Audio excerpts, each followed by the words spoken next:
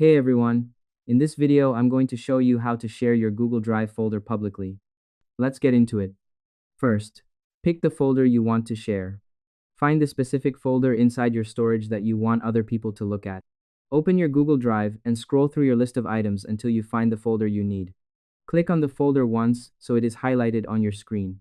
You must select the folder first so the computer knows which files you are ready to show to the world. Next, open the sharing menu. You need to find the special button that allows you to change who can see your work. Right-click on the folder or look for the small icon at the top that looks like a person with a plus sign. Select the word Share from the list of choices. This menu is where all the secret locks for your folder are kept. Opening this is the only way to let other people inside. Next, change the access rules. Now you need to tell the computer that the folder is no longer private and that anyone is allowed to visit. Look at the bottom of the window where it says General Access. Click the small arrow and change the setting from Restricted to Anyone with the link for your folder.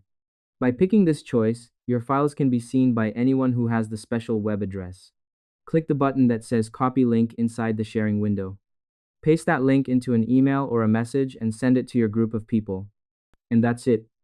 I hope this helped you out, and I see you in the next one.